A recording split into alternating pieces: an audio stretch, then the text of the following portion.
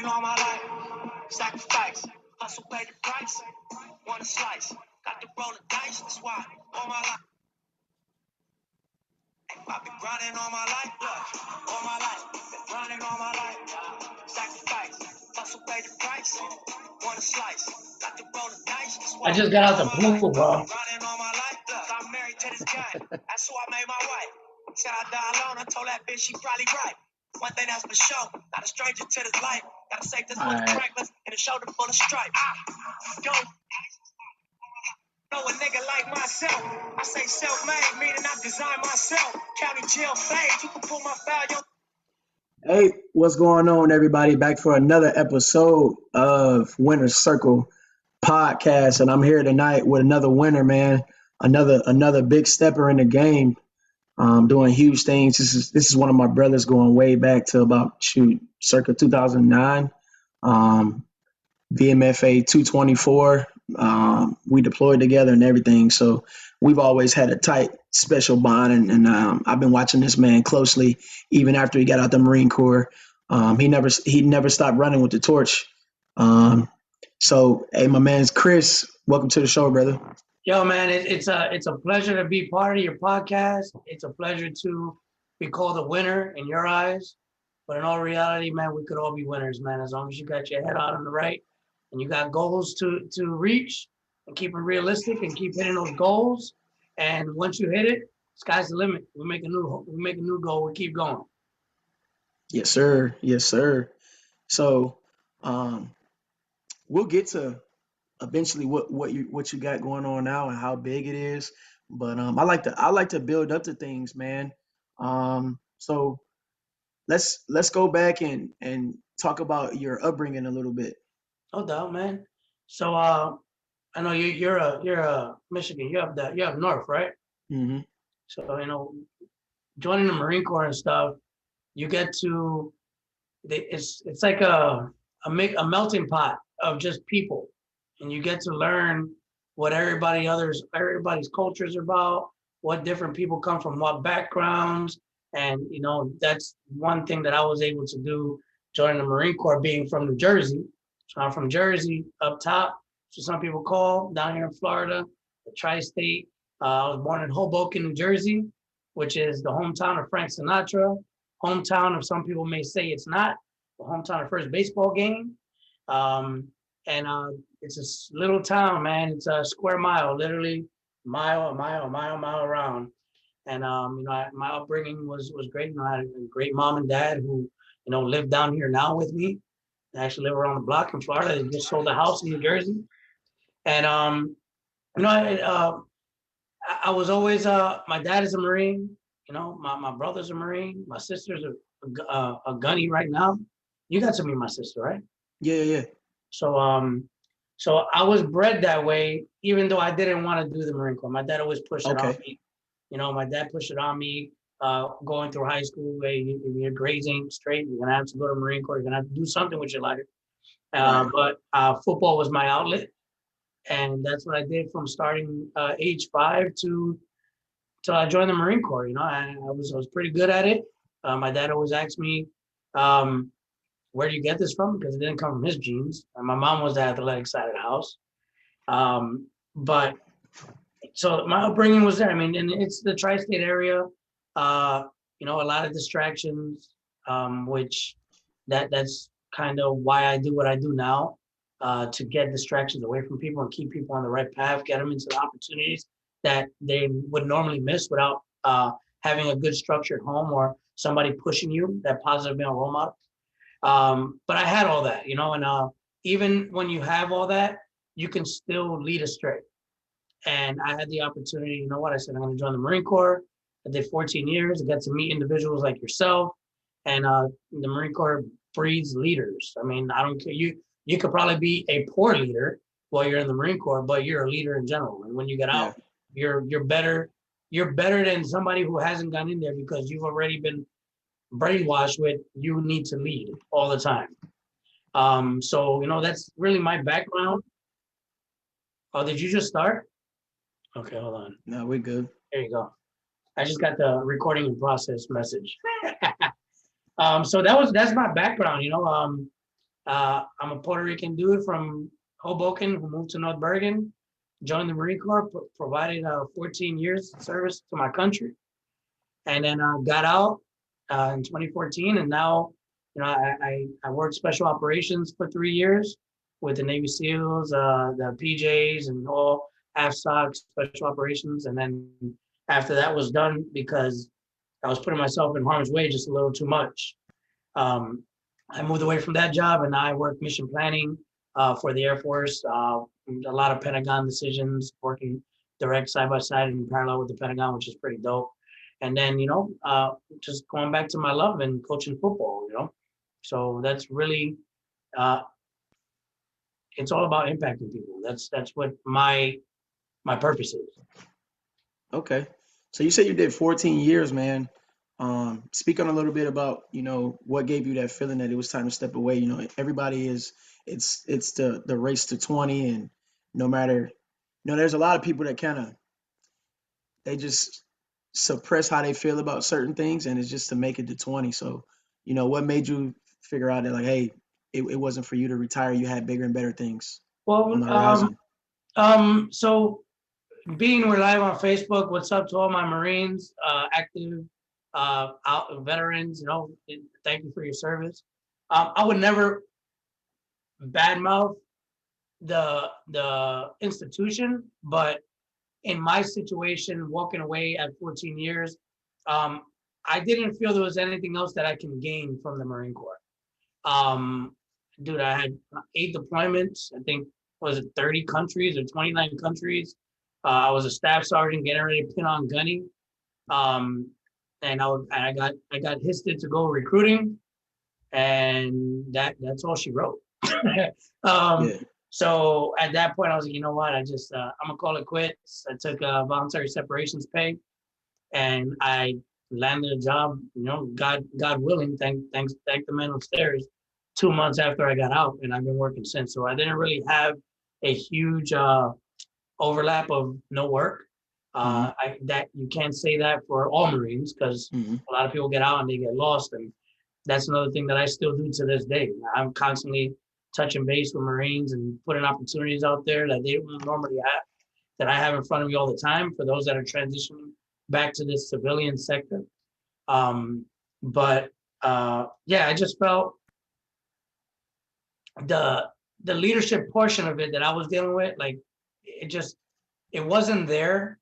And I felt the way I lead small unit leadership was almost frowned upon, because I was constantly with my family, family meaning my division.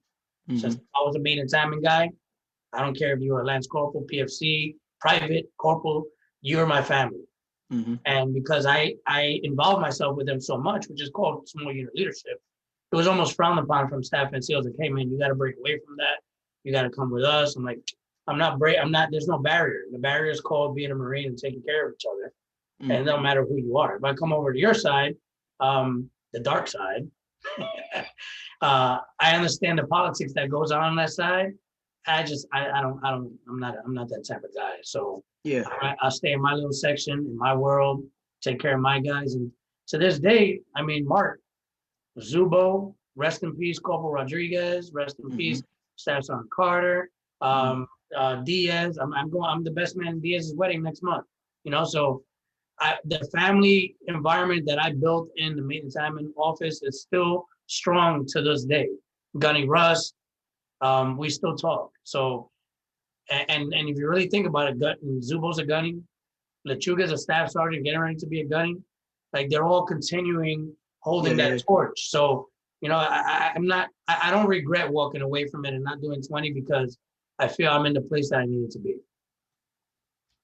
Yeah, man, the biggest thing, man, is, as well as I do, is not losing yourself. And, the fact that people can see you 5, 6, 7, 8 years down the road, and, it's still cool. It's still 100. You know what I'm saying? That's what matters to me the most, is the relationships, man. Like, some people didn't prioritize that. And I think that's another thing I respect about you, is you prioritize the people, because you understood that, hey man, we take this uniform off and we clock out. You know what I'm saying?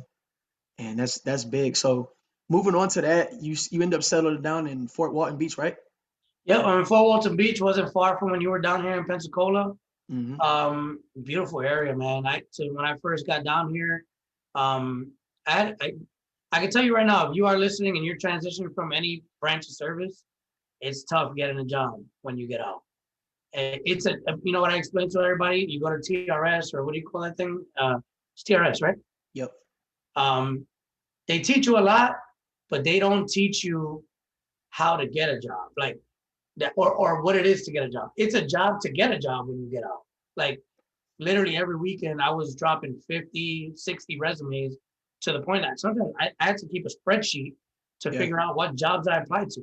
So when I got out, I had originally landed a job at Point Magoo in Malibu. And that was with Northrop Grumman to work the MQAB program as a maintenance chief. And that's the UAV helicopter. And what ended up happening is the Navy cut my contract out, so I never got an offer letter. When I found that out, the same day I got a call from a company called Sierra Nevada Corporation. I'm like, what the heck is this? And I look it up in Google, and it's a beer company. I'm like, why am I applying? Did I apply to a beer company? And the funny thing is, when you really actually look it up, it was the company that was doing individual surveillance reconnaissance for all special operations, which was down here. And I took the job, no questions asked, got down here, and I was like, am I on vacation, or is this a job? Because the beaches are beautiful. It's a beautiful area, great area to retire or settle in. And I mean, my roots are so deep that I just said, I'm not going anywhere. This is it. Quick question though. Did you find it difficult to find a job because you weren't willing to settle, or was it just difficult in general? No. So in the climate we are in right now, if you don't have a job, you're not trying, because there's a lot of jobs out there. Yeah. Okay. But what I would recommend people that are transition, you got to do this. It's just like when you were a Lance Corporal and you finished A school and you did your dream sheet, where you want to go. 3 things, right? Overseas, West Coast, East Coast, right? Put it in the order you want. When you're getting out, do the same thing. What's your dream sheet? Where do you want to settle? Do you want to go back home? I think not. That you don't want to go back home. That's bad. Right. So, but if back home is one of them, I'll put that as the third one. But choose 2 other states that you think you would want to settle in, and start applying in those areas, and then wait for the stuff to come in. But you have to be proactive on it. You have to grind. You have to grind. You have to grind. And I mean, that's really kind of segueing into what we're going to talk later about is, whatever you want is on the other side of hard. And if you want a job and you want a career after the Marine Corps, it ain't going to be easy, but you got to go through hard to get to where you need to be. I like it. So you get settled in. You're post military now, getting accustomed to the area and everything like that. So what got you into coaching?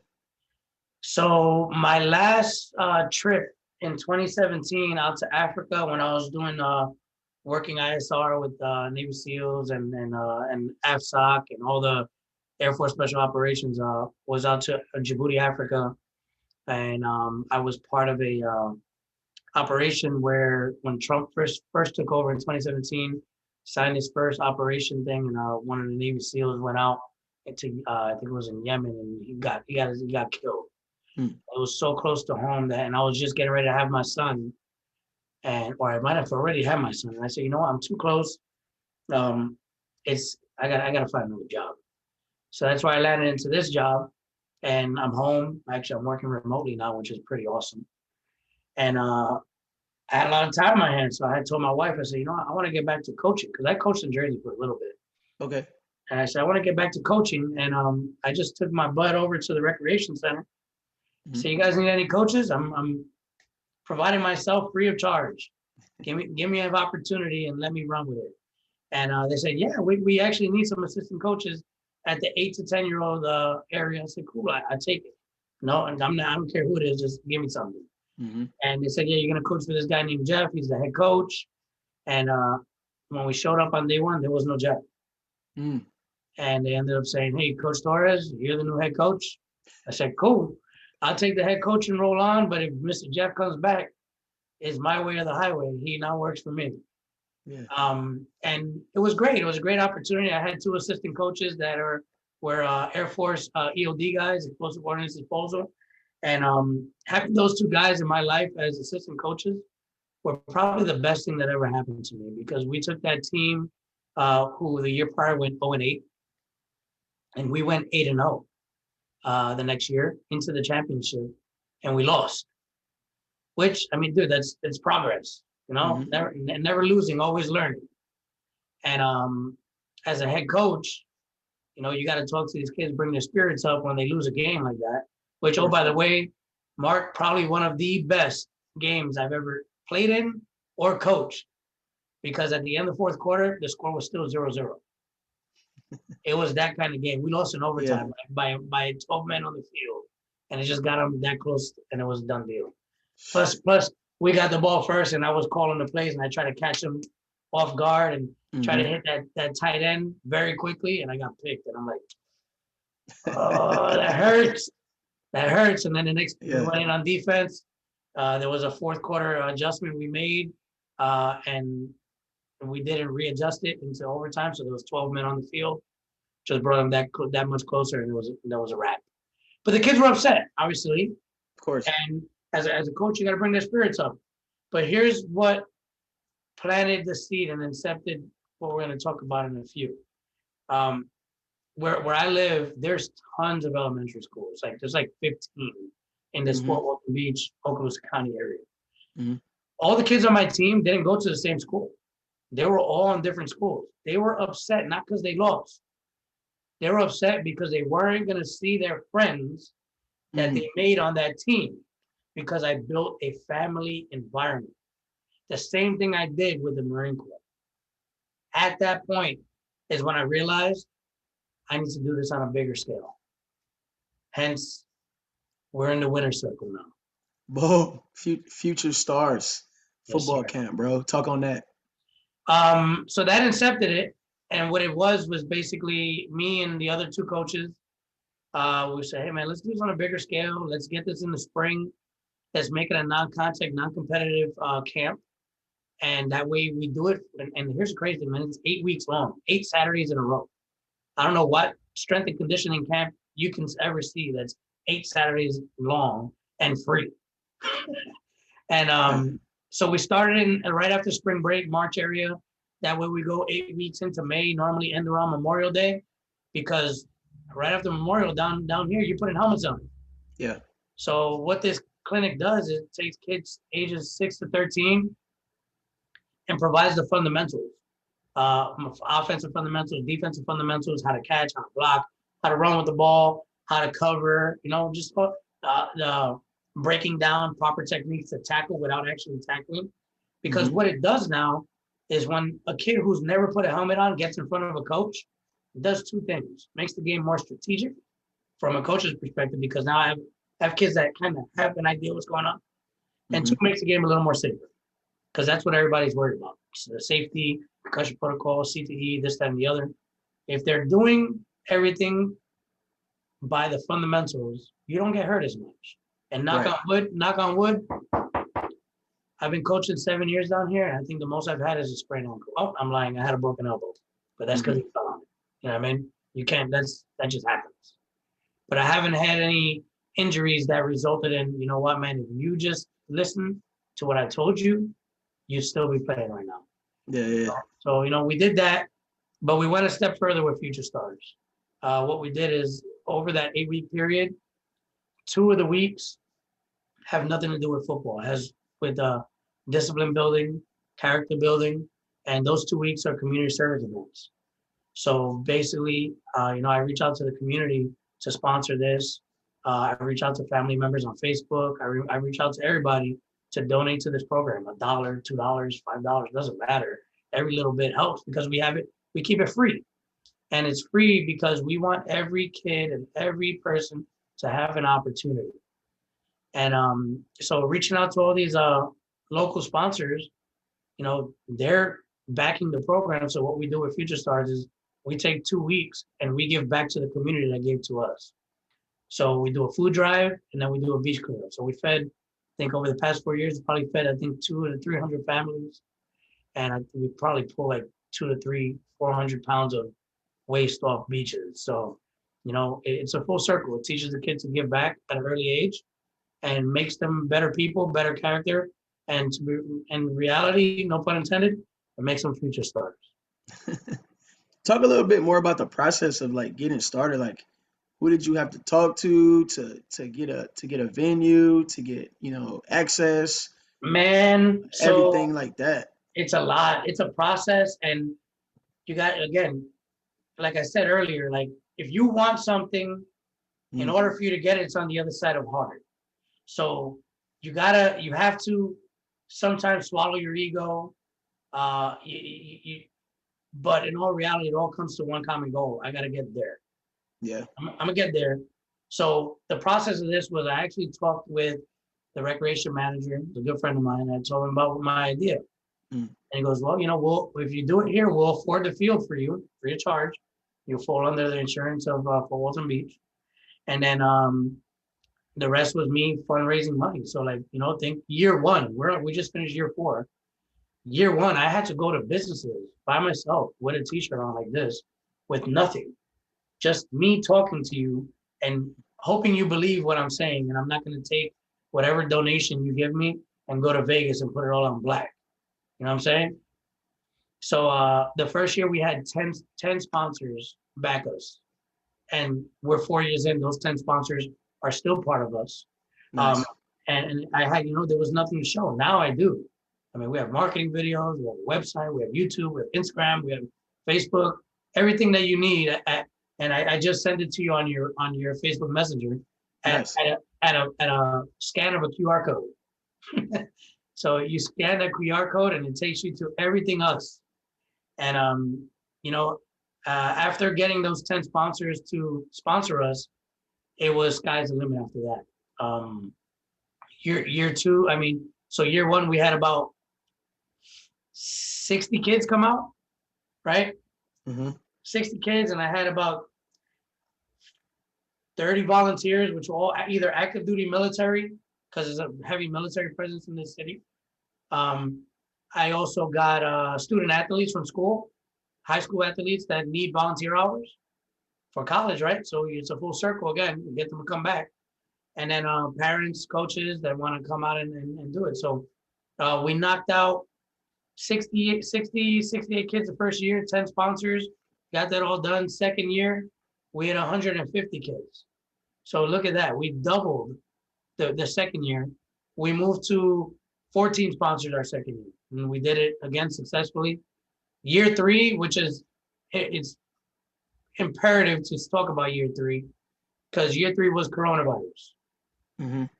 And I had momentum. I just went from 60 to 150 kids.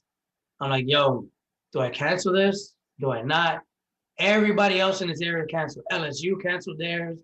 The University of West Florida. Everybody that had a camp was canceling. I'm like, man, I don't want to cancel. I'm going to be forgotten. I don't want to do it. So I did it. I didn't cancel. And what I did is, and 2 weeks prior to every camp, I sit down with everybody who signed up as volunteers, and I tell them, and I give them the expectations. I put a PowerPoint up, tell them why we do this, what's my why, make that your why.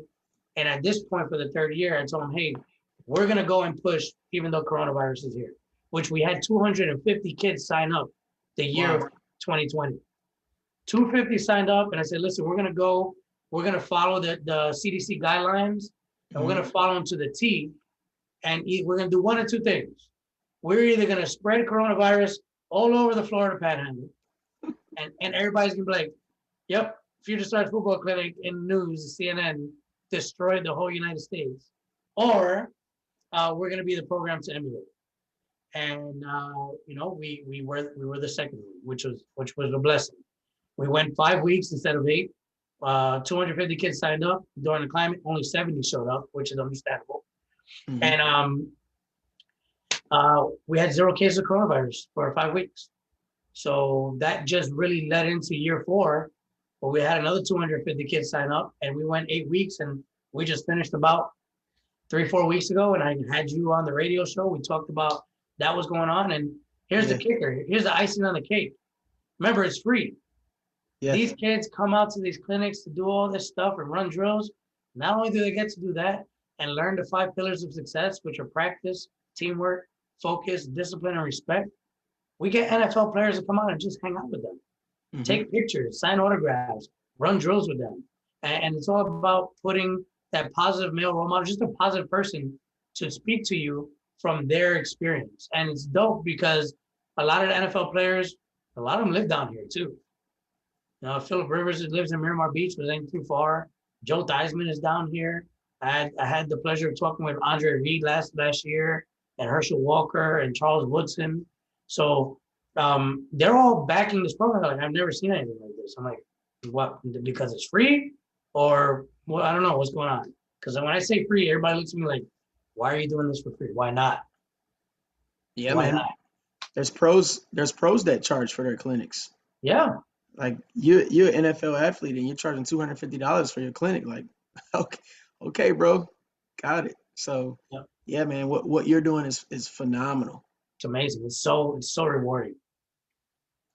And the other thing is, like, even though I've kind of moved up and moved on the high school level, I mean, I coach kids when I can here and there at flag or whatever, but I just think the youth level is just still so pure, man.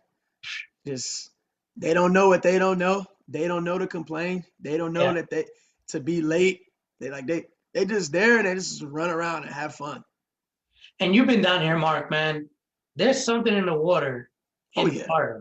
Oh yeah. I don't know what the heck it is. They need to bottle it up and bring it to other states. Because coaching at the middle school level right now, and I'm moving up to high school probably next year, hopefully, depending if I get this ring this year. But dude, I have 4 running backs. They're bigger than me. Yeah. I'm the running backs coach. They're bigger than me. I have my 2 starting running backs, 6 foot and 5'11", 190, 180. I'm like, what? Yeah, hand cleaning 225. It's insane. Yeah, that's Pensacola too. Pensacola's a dreamland. Yep. Hey, here's the other thing for those that are watching and are interested in maybe supporting my program. It's free, so it goes on donation based only.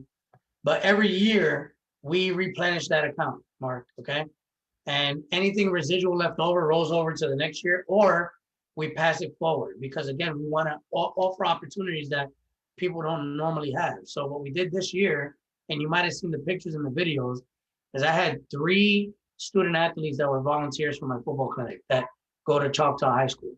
And what I did was with the residual money that was left over, we rented an Airbnb in Tuscaloosa. We paid for their entrance to the Nick Saban football camp. And we brought them up there so they could go and get some drills and work out with Nick Saban and his crew. So those kids now have a different aspect of looking on the inside of a Division I championship football program and how they do things. And if they want to play at the next level, this is what you expect. 6 o'clock in the morning to 6 o'clock at night, all day. And the other thing I just want to reiterate to the people that are watching and the people that are going to watch it later after I post it. Like, Chris still has a normal job. Yeah. That's what's insane. You're not because there's some people that they run nonprofits, however, but they're full time, right? They run a nonprofit, but they don't work, so they kind of feed themselves a little bit off of that. But now, bro, you're still grinding, and I think that's just so impressive because I'm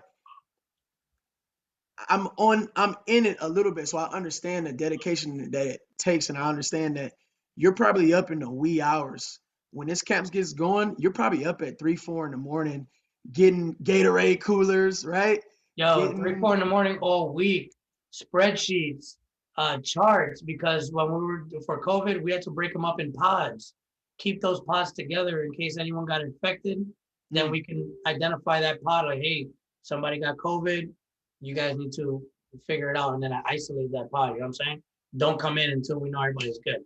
So doing stuff like that, looking on YouTube and figuring out, you know what drills do I want to run today? Getting those drills and downloading them from YouTube, throwing them on Google Drive, sending them to all my volunteers. Hey, here's the plan of attack for this Saturday morning. Familiarize yourself with these drills, because all we do is a round robin. You know, you got one half of the field is 6 through 9. The other half of the field is 10 through 13. They're all doing the same drills. You got the same volunteer going around with them. So the volunteers need to know every drill. So it's just me doing that. Like, I'm doing the video editing. I'm doing the drop off in Google Drive. I'm sending it over to there. I'm updating the app. So you're right. Actually, one of my volunteers lives right next door to me. And he said, you inspire me because you have 35 hours in your days. Yeah. I mean, it's all for the common cause, dude. And it's my purpose, giving back and putting people in opportunities that they don't normally have. All right, man. We're going to wrap it up, but real quick, I want you to lay down your Twitter, Instagram, Facebook, any links that we can look you up, donate, whatever we want to do to support a Future Stars football clinic in Fort Walton Beach, Florida, man. My man Chris is doing great things. It's amazing. Yeah, so you can find us on Facebook. Just put Future Stars Football Clinic, FWB. You can find us on Instagram. I believe that one also is Future Stars FWB. We have a website, www.fwbfsfc.com. I know it's like a tongue twister, right? So it's just the first letter in every word in my chest right here. Just add FWB in the front for Fort Walton Beach. Venmo, Cash App, it's on the website. As soon as you go on your phone, you'll see it right there. If you want to donate, you can donate there. If you're interested in being a sponsor, you can email us. You can email us on the website. You don't need to be in Florida to be a sponsor. This year we had 45 local and national sponsors. I had people from California, Texas, Chicago, North Carolina. So sponsors from everywhere. We're not gonna say no to anything. So yeah, I mean, this is a program, and if you think this is something that you would want in your town, let me know, because we want to branch out and we want to make sure that this program that doesn't exist in some communities will make it exist, as long as I find somebody that has the same heart that I have and the same why. If you don't have the same heart and the same why, because it's not about this. It's not about this. It's about grooming our future. Yes, sir. Yeah, and I'm gonna tell you, man. I can't say exactly when, but me and Damon gonna make it down there. We're gonna come mess with you, man. But again, appreciate you coming on the show. Salute to everything that you're doing. I'm just very, very happy and honored to be affiliated with you, bro. You're a winner. Hey, thanks for having me on the winner's circle, man. I can't, like I said, it's a blessing to just be considered a winner, because when you're considered a winner, is because you're pushing and you're doing all the right things. Yes, sir. Take it easy, bro.